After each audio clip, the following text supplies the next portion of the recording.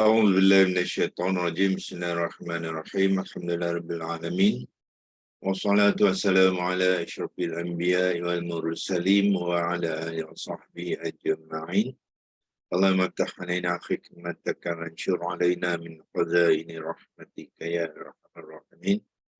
يا فتاح يا عليم افتح قلوبنا فتوح العارفين وارزقنا فهم النبيين وإلهام الملائكة المقربين.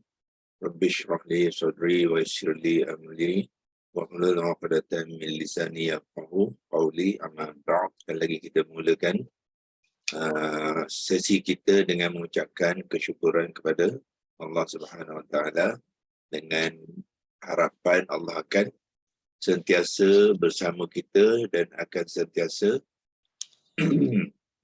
membantu kita dalam kita mengharungi hidup kita di dunia ini. Dalam surah An-Nur tu Allah menceritakan tu Allah lah yang menerangi langit dan bumi. Allahu nurus samawati wal ard. Allah menceritakan Allah lah yang menerangi langit dan bumi ini, bermakna Allah lah yang memberi hidayah kepada sesiapa yang dikehendaki, yang bermakna kalaulah kita ni tidak ada dapat nur daripada Allah tu, iaitu hidayah daripada Allah, maka kehidupan ni kita adalah sangat gelap. Kita hidup sebenarnya di dalam kegelapan, dan hidayah tu adalah sebenarnya Al-Quran. Jadi bermakna kalau hidayah yang Allah beri kepada kita itu tidak fahami dan kita tidak guna sebagai cahaya penunjuk kepada kehidupan kita, jadi bermakna kehidupan kita ni sebenarnya gelap gulita. Allah terangkan dalam ayat tu, ayat 35. Kehidupan ni sangat-sangat gelap gulita. Dan Allah berikan cahaya tu, iaitu Al-Quran, untuk kita guna pakai untuk menyuluh dan menerangi kehidupan kita. So sangat-sangat penting kita pastikannya kita membaca ayat-ayat Quran tu kita fahami, dan setiap ayat yang kita baca tu kita dapat mengaitkan dengan kehidupan kita. Imam Ghazali kata ayat yang kita baca tu hendaklah kita letak dapat rasakan keadaan kita dalam ayat tu. Apa yang keadaan kita dalam ayat tu, supaya kita dapat bertindak dengan apa yang Allah nak sampaikan di dalam ayat itu. Kalau Allah kata Allahu nurus samawati wal ardh, Allah lah yang menerangi langit dan bumi ini. So adakah kita mendapat cahaya tu ke tidak? Ukuran dia kita dapat cahaya ke tu ialah kita faham tak Al-Quran yang kita baca, dan kita hayati tak dalam kehidupan kita. Kalau kita tidak menghayati, tidak faham, bermakna selama ni kita dalam kehidupan yang gelap gulita, tapi kita rasakan terang. Sebab apa? Ada cahaya matahari. Cahaya nur hidayah Al-Quran ni, dia bukan macam cahaya matahari atau cahaya lampu. Dia adalah cahaya yang menerangi hati kita, minda kita, dan pandangan kita terhadap hidup kita. Kadang-kadang kita merasakan siang hari cerah cahayanya, tetapi hati kita mungkin gelap. Kenapa? Sebab kita tidak menggunakan Al-Quran tu sebagai hidayah, iaitu petunjuk. Petunjuk. Sekarang ni komputer dalam 2-3 hari ni, dia punya kamera ni ada gegar-gegar sikit. Kalau dia gegar tu, saya offkan sekejap. Biasanya bila off tu dia elok balik lah. So, kalau nanti ada gegar tu, okay. Mungkin kalau saya akan padamkan tu. Nah, itulah sebabnya. Okey, so kita balik kepada nak memahami Al-Quran tu supaya kita menggunakannya sebagai cahaya hidup kita. Sebab itulah kita mulakan dengan belajar mengenal kalimah-kalimah Al-Quran tu, tuan-tuan dan puan-puan. QHS Academy mengambil pendekatan kalau kita tidak mengenal kalimah-kalimah ya Al-Quran itu dengan baik, berkemungkinan besar kita baca kita tidak faham. Ya, macam kita baca buku Inggeris, ya, buku Inggeris kita faham kenapa? Sebab kita kenal ya kalimah-kalimah tu. Kita kenal, kita boleh bincangkan kalimah tu apalah konteks di dalam ayat tu, dan kita boleh menulis pula, ya, menulis tulisan-tulisan dalam bahasa Inggeris. Cuba kita bandingkan situasi kita dengan Al-Quran macam mana. So, ramai lagi di antara kita, termasuk saya dulu, ya, yang boleh menulis apa-apa saja dalam bahasa Inggeris dengan baik sekali, ya.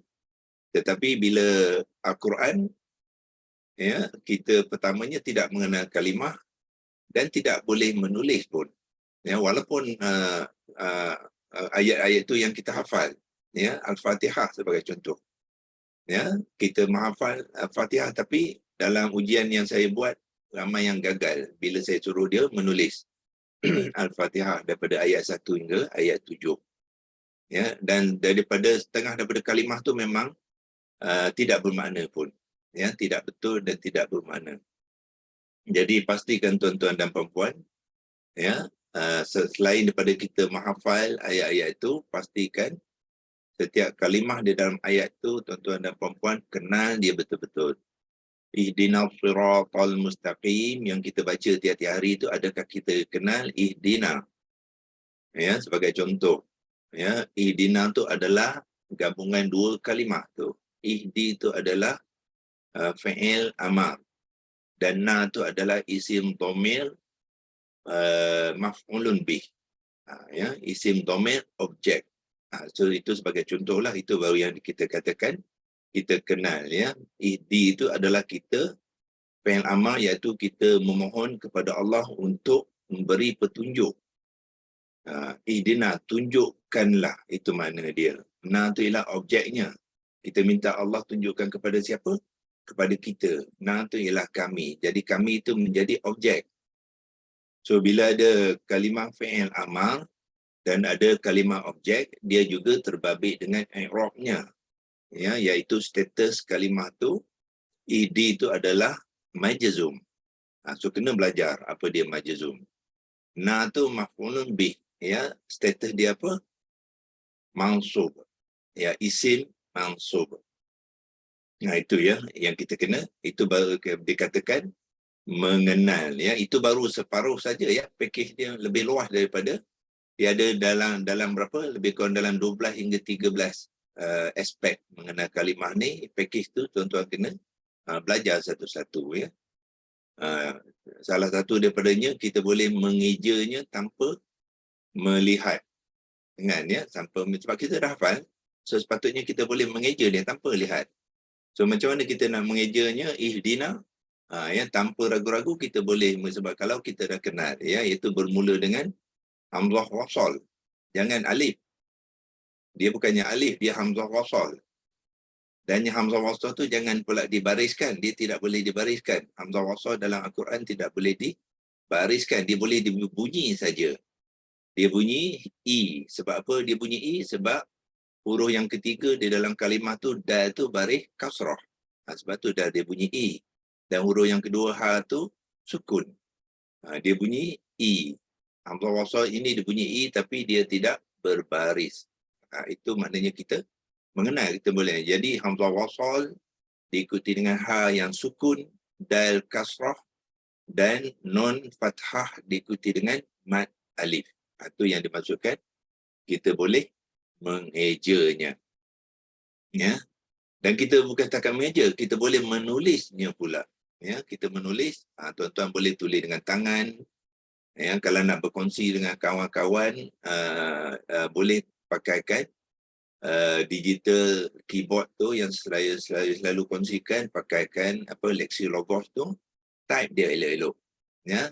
Hantar, share dengan kawan-kawan. Hari ini saya buat latihan menulis kalimah ihdina. Tolong cek betul ke tidak. Ya, sama-sama kita belajar.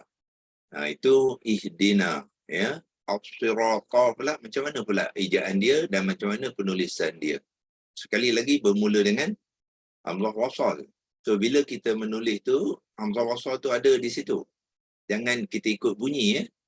Kalau ikut bunyi, kita tidak tulis. Ramai dalam ujian yang saya buat, peserta kita menulis, dia tinggalkan hamzah wasal dengan lam ta'rifah tu. Sebab apa? Sebab bunyi dia ihdinas ya, ihdinas sirah. Jadi lepas na tu dia ingat short lah. Jadi dia bila disuruh menulis, jadi dia terus daripada na tu dia pergi ke short. Tinggal tidak ditulisnya hamzah wasal dengan lam ta'rifah. Jadi rosaklah kalimah tu. Sebab kalimah tu adalah kalimah ma'rifah. Dia mesti ada alif lam ta'rifah. Ya, dan alif lam ta'rifah tu adalah alif lam ta'rifah syamsiah. Lam tu jangan disukunkan. Ya. So, bermakna as-sirata kita mengejanya walaupun kita tidak melihat. Dia adalah hamzah wasal. Lam tu sebenarnya lam sakinah tetapi tidak ditandakan sukunnya di dalam penulisan.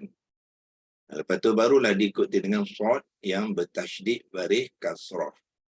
Diikuti dengan ra baris fathah dan diikuti alif mad. Ya, alif mad di dalam as-sirata adalah alif mad yang alif kecil. Yang mengikut resam Osmani dan akhir sekali huruf ta tu baris fathah. Baris fathah. So kita mesti kenal dia, kita mesti kemaskan dengan mengejanya dan mesti kemaskan dengan menulisnya sekali. Kalau tiga ni tak dia buat, tuan-tuan, belum lagi ya. Kita rasa je baru kenal. Tak kenal lagi. Belum lengkap lagi pengenalan tu. Ya, sehinggalah kita boleh mengejanya dan boleh menulisnya. Dan kalimah yang terakhir tu apa? Al-mustaqimah. Al-mustaqimah. Yang kita baca tiap-tiap hari.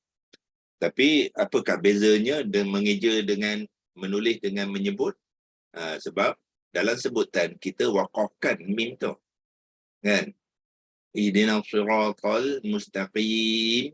Ya. Ada daripada kawan-kawan kita bila saya suruh dia mengeja, dia sukunkan mim tu. Jangan. Ya, mim tu tak boleh sukun. Dalam mengeja dan menulis, mim tu mesti baris fathah. Ma. Ya, meja. Hamzah wasal diikuti dengan lam qamariyah, iaitu lam yang ada tanda sukunnya, mim baris dhammah, sin sukun, ta baris atas, qaf baris kasrah, diikuti oleh ya mad. Ya, so ya tu jangan ditandakan sukun ya. Ada dulu Quran lama ya tu disukunkan ya. Tidak, sekarang ni Rusam Osmani, ya mad tidak boleh ditandakan apa-apa barisnya. Kalau ya tu ditandakan sukun, dia jadi ya konsonan. Dia bukan ya mad. Ya, maknanya ya tu kena disebut. Ya, itu dia ya, kalau dia berbaris. So dia tidak boleh dibariskan. Ya, dan akhir sekali mim tu baris fathah. Ya, dan bukan setakat kita boleh mengeja dan menulis saja. Kita kena faham kenapa mim tu baris fathah. Itulah pertalian di antara kalimah as-sirata dengan al-mustaqimah.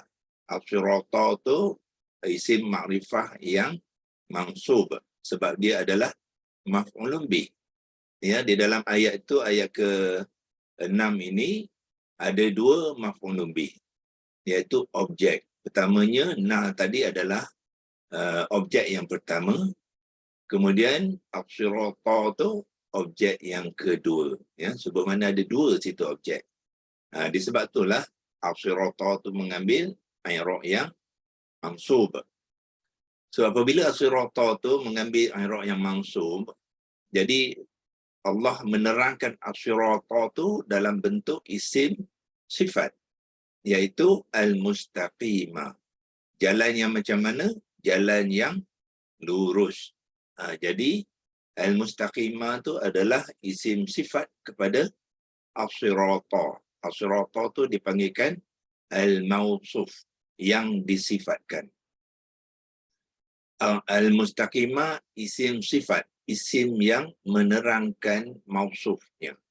Itu dia konsep dia ya, yang perlu kita fahami dan kuasai supaya kita betul-betul mahir ya dengan kalimah-kalimah dan ayat Al-Quran. So al-mustaqimah tu ya adalah isim ma'rifah yang ditandakan oleh alif lam ta'rifah qamariyah. Tadi al-sirata dia adalah alif lam ta'rifah syamsiyah. Alif lam ta'rifah pun ada beza ya. Kita mesti tahu yang mana digunakan di dalam kalimah-kalimah yang tertentu. Dan kemudian al-mustaqimah tu, apakah jenis kalimah tu? Dia adalah isim fa'il. Ya, isim fa'il. Itu pun kena tahu juga, kenal. Dan isim fa'il dia ada banyak bentuk mengikut wazan. Ada yang wazan 1, ada yang wazan 2, ada wazan 3 hinggalah ke wazan ke-10. Sebab isim fa'il ni adalah kalimah yang bertukar mengikut wazan-wazan tertentu. So di dalam kalimah tu, apakah tandanya? Kita akan lihat dia ada tanda huruf sin yang sukun dengan ta tu ya.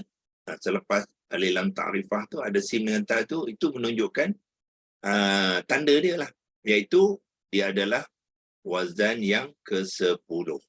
Jadi belum share lagi ya. Ini baru-baru mukadimah ya. Kita akan share apa tu ya, senarai kalimah tu. Ini mukadimah baru ya. Saya nak bagi motivasi pada tuan-tuan dan puan-puan. Pastikan tahun 2023 ni tuan-tuan betul-betul put effort ya untuk mengenal kalimah ya, kalimah dan ayat-ayat yang kita baca tu ya. Packagekan elok-elok, termasuklah mengeja dan menerangkan dan menulisnya sekali. Ya. Kalau tak ada itu tak cukup ya. Sebab tu dalam kelas biasanya saya akan suruh tuan-tuan dan perempuan peserta itu menerangkannya ya. Kita kena belajar menerang. Sebab apa? Kadang-kadang kita rasa dah faham. Tapi bila kita test untuk menerang, dia kelang kabut ya. Dia tak tahu mana nak start. Banyak maklumat tu dicampur-campur-campur jadi keliru pula ya. Dia tak mahu macam tu.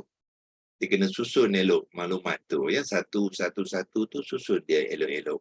Supaya kita sendiri yang jelas, orang yang mendengar tu pun jelas. Ya, kita habiskan je kalimah al-mustaqimah ni, iaitu apa dia? Dia adalah isim ma'rifah ataupun isim fa'il wazan ke-10. Ya, dia adalah isim fa'il wazan ke-10 yang ma'rifah. Ya, jantina dia apa? Muzakkar. Bilangan dia adalah mufrad. Dan i'rab dia adalah mansub. Itu maksud saya. Bila mengenal, kita boleh menerangkan ya, kalimah tu dengan maklumat-maklumat sepenuhnya. Jangan separuh jalan. Ya, kalau kita tak kenal, mungkin bila dia tanya, dia kata, oh ini isim ma'rifat. Habis itu saja. Tak, banyak lagi.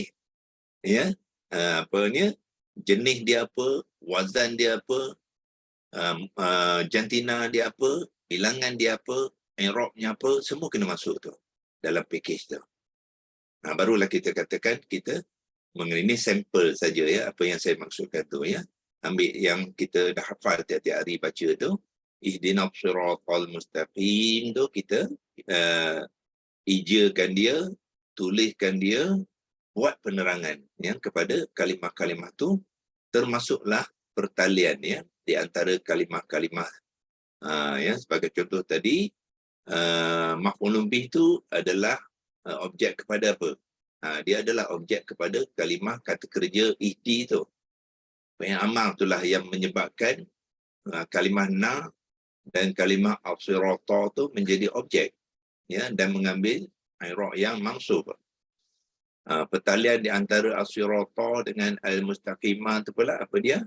Mausuf wasifah. Satu isim mausuf, satu lagi isim sifat. So, dia ada karakter dia yang juga kita perlu kenal. Apabila ada mausuf dan ada isim sifat tu perlu mengikut 4 ciri-ciri mausuf dia. Itu pun perlu kita tahu juga.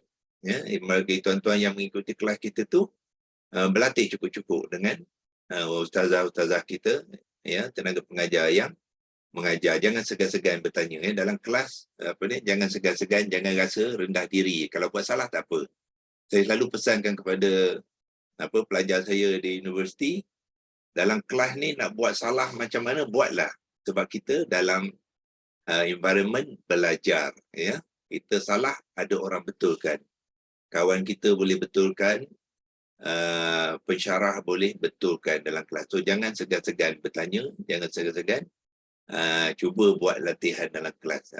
Take advantage of the class, ya. Maximize the learning dalam kelas tu supaya kita dapat menguasai ilmu tu dengan baik, ya. Yang kita tak mahu nanti di luar sana kita buat salah. Ya, bila kita di luar ada orang bertanya kita tak apa-apa faham, kita jawab dengan salah, itu yang tak boleh. Dalam kelas ni tak apa, ya, belajar cukup-cukup, ya. Okey, itu sebagai mukadimah. Sekali-sekala saya akan ada daripada Siti Nina, kata kalau dah habis seluruh sesi pembelajaran pun, kejap ya, belum mampu buat dengan baik, macam mana? Okey, itu satu betul, ya. Itu memang biasa perasaan yang dikongsikan oleh Siti Azmina ni, ya. Ini betul, itu satu perasaan, tapi perasaan ni adalah satu perasaan yang inferior dipanggil, ya. Yang kurang mampan lah orang kata, ya. Kita nak yang lebih baik. Kita tukarkan perasaan macam ni, ya. Lalu saya pesankan kepada peserta, bila berkait dengan pembelajaran Al-Quran, think positif, ya. Saya tahu ini biasalah ni, ya. So tukarkan perasaan ni, kita tukarkan, kita cakap dengan hati kita, minda kita, insya-Allah, ya, saya akan mampu buat. Itu caranya. So tak mahu kita fikir belum mampu buat dengan baik, tu tak mahu. Memang perasaan tu biasanya diusik oleh syaitan lah. Syaitan selalu ngusik kita, kau ni boleh ke? Yang dia kata, ya. Dia lalu, so kita pun terikut, jangan, ya. So ubah dia. Kalau boleh cakap dengan syaitan tu, syaitan, ini kau ni cuba nak ganggu aku, kau main jauh-jauh, ya. Ini Al-Quran, aku pasti dapat. Aku nak belajar sehingga aku dapat menguasainya. Lawan syaitan ni. Syaitan dia macam-macam cara, ya, nak mengalihkan perasaan kita ni, mengalih pandangan kita tu. So formula dia senang je. Kalau tuan-tuan dan puan-puan rasa apa-apa saja negatif, ya, cepat-cepat tukar dia pada positif. Ya, kalau rasa susah nak mengingat, jangan kata aku ni dah umur memang susah mengingat. Itu negatif tu. Tukarkan. Macam mana nak fikir positif? Allah uji aku ni. Sebab Allah nak uji kesabaran aku. Ya, kalau aku bersabar dan aku istiqamah, berterusan, pastinya Allah akan bersama aku dan bantu aku. Bila Allah bantu aku, pasti aku akan dapat ilmu ni. Itu positifnya. So jangan layan yang negatif, ya. Saya tahu banyak sangat feedback kepada saya, ya. Semua kelas, almost semua kelas ada saja feedback yang negatif, ya. Macam mana? So saya tak mahu kita layan yang negatif tu. Kalau ada negatif tu, kita tahu iaitu kerja syaitan tu. Jadi suruh dia main jauh-jauh. Kata, jangan kacau aku nak belajar. Bila aku nak belajar, Allah akan bantu aku. Allah tak pernah mungkin janji, katakan kat syaitan tu, kau main jauh-jauh. Ya, Allah bantu aku, pasti aku akan berjaya dan pasti aku akan dapat menguasai ilmu kalam Allah ni. Itu caranya nak tukarkan pada fikiran yang positif, ya. Mukadimah dan sampai 7.40 dah, ya. Okey, kita terus buat perkongsian kepada sebab sebenarnya yang kita nak kongsikan tu sebenarnya yang kita telah telah kita bincangkan dulu, ya. Jadi perkongsian ni sebenarnya tidaklah begitu mencabar, ya. Kita sekarang pergi ke kalimah ila hukum ayat Toha 88. Ya, malam saya dah beritahu pada tuan-tuan dan puan-puan, dia adalah idhafah, ya. Jadi satu caranya untuk tuan-tuan nak mengenalkan lebih baik ialah gunakan digital Al-Quran tafsir dan perkata tu saya bukakan tadi, ya, yang ni, ya.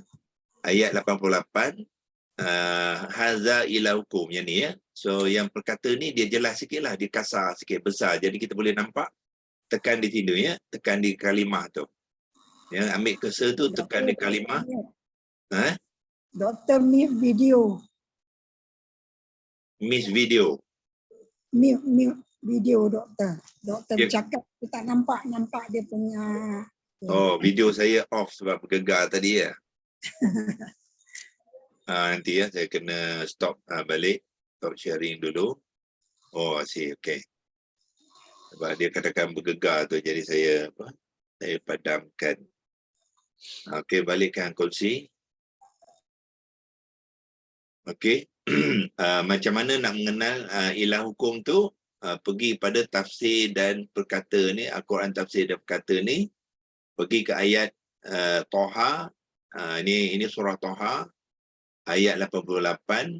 Ya, kalau nak Toha, tuan-tuan tahulah, ya, pergi senarai di sinilah ni, ya. Ni Toha ni, tekan situ dan pergi ke ayat 88, ya. Boleh gunakan scroll ataupun tarik belah kiri ni ada slider ni pun boleh kalau nak laju, ya.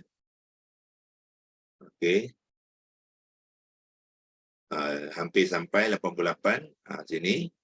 Itu dia, ya, iaitu ilah hukum. So tengok di sini, tekan di ilah hukum ni, tafsir ni dia warnakan, ya. Nampak tak ada dua warna? Saya gunakan highlighter ni, warna merah. Okey. Nampak dia satu warna yang golden tu, ni ilahu. Okey. Kemudian kum. Bermakna dua kalimah lah tu. Ya. Dan translation yang ada dalam digital Quran pun akan membantu kita. Ya, ilahun tu dia kata apa? Noun. Kata kerja, kata nama. Dan kum tu ialah personal noun, ya. Detail yang ni saya bahasa dia saya dah tukar kepada bahasa Inggeris, ya. Sebab kita nak prepare untuk seminar nanti, ya, international seminar tu saya dah tukarkan bahasa ni kepada bahasa Inggeris. Ini penerangan ni boleh tukar dalam app ni. Kita boleh tukar nak bahasa Melayu ke, nak bahasa Inggeris ke, bahasa Arab pun boleh. Ya. Jadi bermakna terdapat dua kalimah isim yang berturutan. Ya. Terdapat kalimah isim yang dua kalimah isim ataupun kalimah ismun yang berturutan, dan kita lihat kalimah yang pertama tu tidak ada alif lam ta'rifah. Ya, tidak ada di sini, tidak ada alif lam ta'rifah, dan huruf yang terakhir har tu tidak bertanwin. Itu menunjukkan kalimah yang pertama ni adalah mudhaf. Ya, mudhaf. Dan bila ada mudhaf, ada mudhafun ilaih. Ya, so bermakna pertalian di antara dua kalimah ni ialah apa yang dipanggilkan sebagai idhafah. Iaitu cara kita nak mengenal idhafah, ya. Tengok saya tanda pertama sekali ada dua kalimah isim yang berturutan. Satu ilahu, satu lagi kum. Isim kalimah kum kita sudah tahu dia adalah isim dhamir. So mana dah terdapat dua saya letakkan sini, ya, nota untuk ingatan kita, ya. Idhafah, ya, ataupun kita letak ciri-ciri idhafah. Okay. Itu cara-cara kita nak mengenal ya. Yang pertama, mestilah terdapat dua kalimah ismun yang berturutan ya. So dia mesti berturutan ya. Jangan dia ada apa-apa in between. Tak boleh. Antara ilahu dan kum ni tidak boleh ada apa-apa kalimah. Kalau ada kalimah maknanya tidak berlaku idhafah. Ya, idhafah tu bahasa Melayu dia apa? Sandaran. Okey. Yang kedua, ciri-ciri dia kita lihat pada kalimah yang pertama tu. Kalimah pertama tidak mengambil alif lam ta'rifah. Ya. Kalau nak tahu apostrofi, double apostrofi itu pun boleh ya. Itu ciri yang kedua. Nanti tuan-tuan kalau saya lebih suka tuan-tuan faham ya, jangan hafal dia. Saya tak hafal ni ya, tapi kita faham dan kita boleh susunkan maklumat tu dengan baik dalam bentuk penerangan. Jangan pergi hafal pula ya. Ingatkan ada 4 ciri. Ya, iaitu ciri pertama mesti 2 kalimah isim berturutan.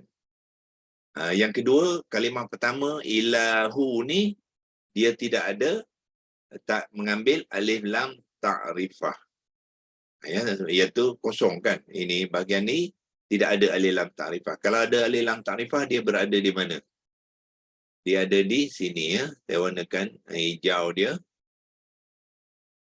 Kalau ada alif lam ta'rifah, dia akan ada di sini. Sebelum hamzah qata'.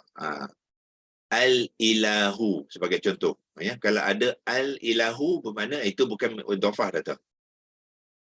So dia mesti tidak ada alif lam ta'rifah. Itu yang dimaksudkan dengan yang ni ya. Itu ciri yang kedua untuk memenuhi syarat idhafah. Dan ketiga masih lagi kalimah yang pertama tu. Jadi kalimah pertama tidak mengambil tanwin. Bila kita kata tak mengambil tanwin itu apa? So kita akan lihat kepada huruf yang terakhir. Ya, kalau nak kita masukkan tu sebagai perincian, kita tulis huruf terakhir di dalam kalimah pertama tidak mengambil tanwin. Itu ciri yang ketiga. Dan ciri yang keempat, ya, dia ada 4 ciri saja. Sebenarnya dia ada 5 ya. Untuk peringkat asas kita ni, peringkat beginner tu kita mahir 4 ni pun sudah cukup, ya. 95% akan membabitkan 4 ciri ni. Dia ada 5 ciri yang kelima tu kalau mereka-mereka yang sudah menduduki intermediate ataupun upper intermediate nanti, so kita akan kongsikan ciri yang kelima. Ataupun bila kita jumpa kalimah tu barulah kita terangkan ya. Contoh ni ciri kelima tidak berlaku di sini. So tidak payah saya masukkan ciri kelima, dia tak applicable. So yang ni yang applicable dia 4 saja. So yang keempat apa? Kalimah yang kedua pula. Kalimah kedua ya, so dalam konteks ni kalimah kedua kalau nak tuliskan dalam Rumi, tapi sebenarnya tak elok tulis Rumi ya, kum ni. Ini sementara ataupun kalau kita nak cepat saja, tapi yang eloknya tuliskan Jawi lah.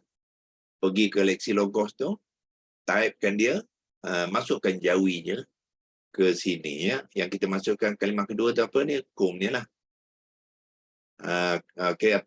Kan kum tu adalah majrur.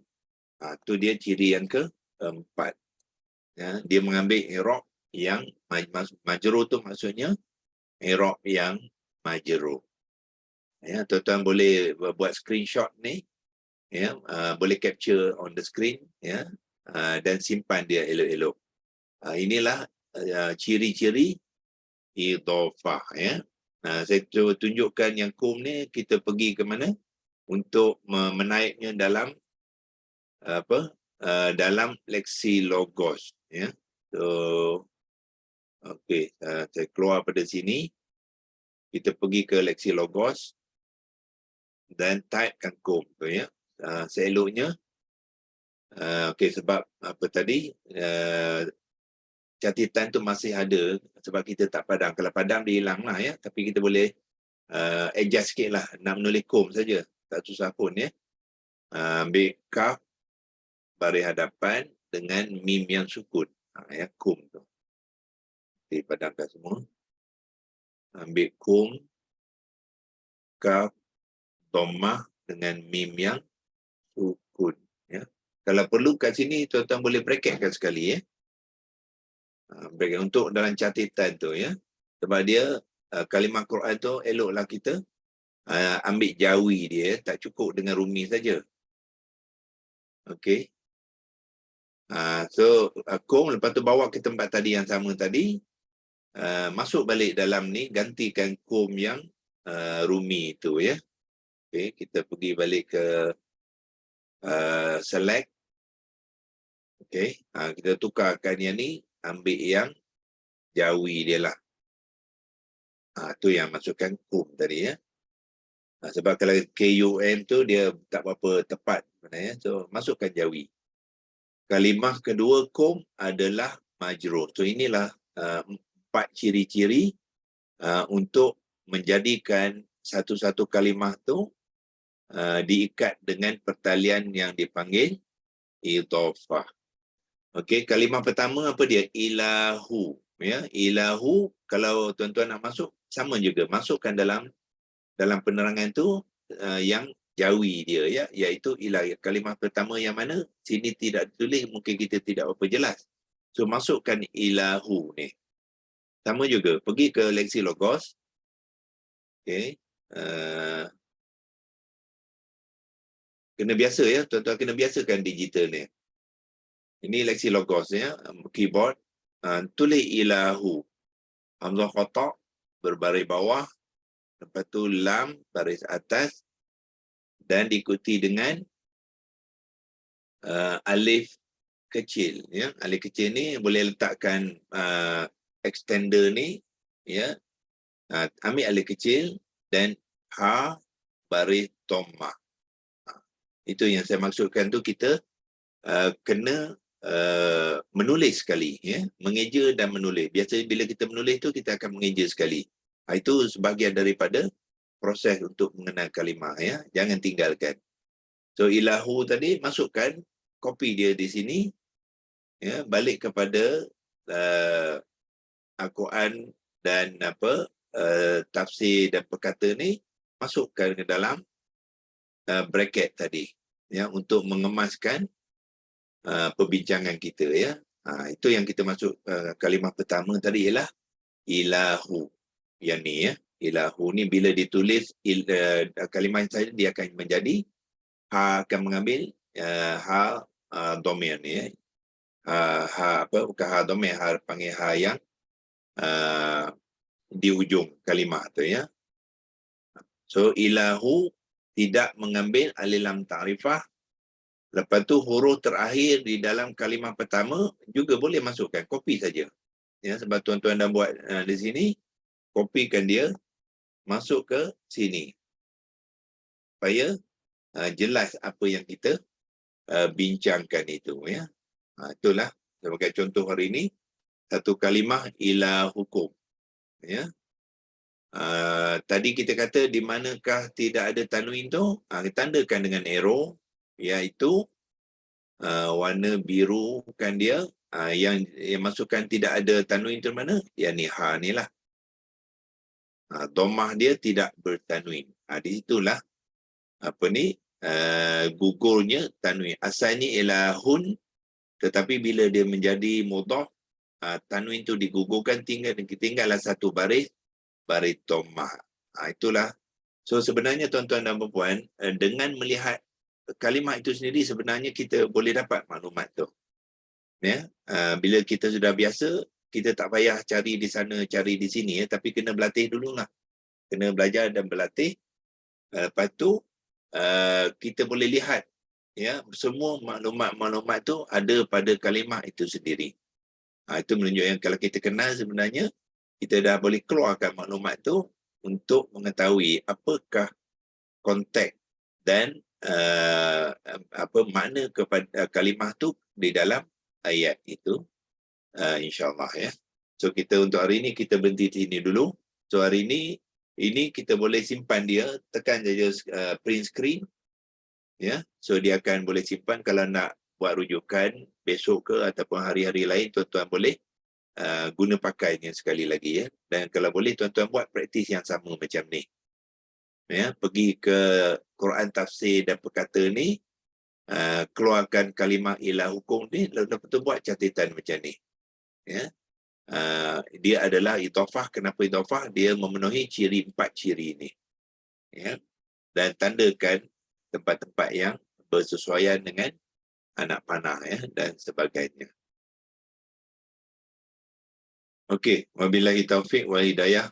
Wassalamualaikum warahmatullahi wabarakatuh. InsyaAllah kita akan sambung lagi melihat beberapa kalimah lagi selepas ini di sesi ya pagi besok insyaAllah. أعوذ بالله من الشيطان الرجيم بسم الله الرحمن الرحيم اللهم ارحمنا بالقرآن واجعله لنا إماما ونورا وهدى ورحمة اللهم ذكرنا منه ما نسينا وعلمنا منه ما جهلنا وارزقنا تلاوته آناء الليل وأطراف النهار واجعله لنا حجة يا رب العالمين وصلى الله على سيدنا محمد وعلى آله وصحبه وبارك وسلم الحمد لله رب العالمين تقبل الله منكم. Terima kasih, Doktor.